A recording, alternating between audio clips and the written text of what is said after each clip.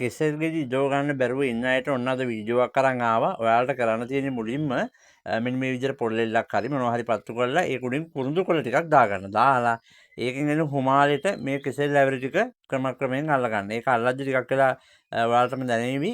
හොඳට දාඩි දාන්න නැත්නම් වතුර වගේ කෙසෙල් ඇවරි පුරාම හැදෙන මේ ජල වාෂ්ප වගේ හැදිලා. ඒකින්ද ඒ ප්‍රමාණය කරගත්තන් පස්සේ ඔයාලා මම පෙන්නනවා ඔන්න බලන්න මේ විදිහට විනාඩියක් විතර අල්ලද්දි මෙන්න මේකේ දාඩිය දාපු වගේ කෙසෙල් ඇවරි තියෙනවා. අන්න ඒ විදිහට සම්පූර්ණ කැනම ඇවරි කපලා අල්ලගන්න.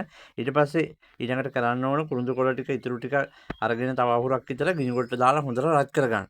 මේක පිච්චෙනකන් තියන්න එපා. ඊට පස්සේ රත් කරගෙන ඒ ටික ඊට පස්සේ අර කෙසෙල් ඇවරි ටික අපි පැත්තකින් අඩු කරගෙන පෝර බෑග් එකක් අරගෙන ඒක ඇතුලෙන් කුරුඳු කොළ අහුරක් දානවා. කෙසෙල් ඇවරියක් තියෙනවා. කුරුඳු කොළ අහුරක් දානවා. ඒ විදිහට මේක සම්පූර්ණ අඩු කරගන්න.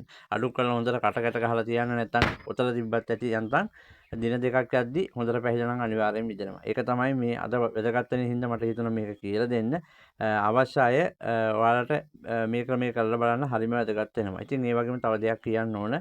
ආතරයිටිස් සංධි වේදනා කොන්ද කැක්කුම් අතපය හිරිවැටීම් ඇතුළු සියලුම රෝග වලට බෙහෙත් තෙල් සහ බෙහෙත් පොට් වෙන්න රාජමහා හන්දිතට සහ බෙහෙත් පොට් වෙන්න තිබෙන අවශ්‍යයි ඉන්නවනම් මේ දුරකථන අංකේ කතා කරන්න. ඒ වගේම හිසකෙස් වර්ධනය වෙන්න, ඒ වගේම ඉස්සොරි ඒ වගේ රෝග වලට හොඳම හොඳ තෙල් එකක් තියෙනවා.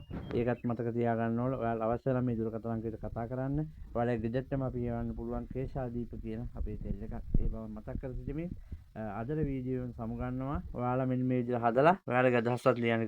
ආතරයිටිස් සංධි වේදනා වලින් ඔබත් පීඩා විඳද. ඉතින් අවශ්‍ය නම් රාජමහා හන්දි තෛලය සහ බෙහෙත් පොට් වෙන්න ඔබගේ නිවසටම අපි අරන් එන්න ලෑස්තියි. අවශ්‍ය ඔබ මේ දුරකථන අංකයට කතා කරන්න. සියලුම රෝග දින 5න් නිට්ටාවටම සුව කළ හැකියි.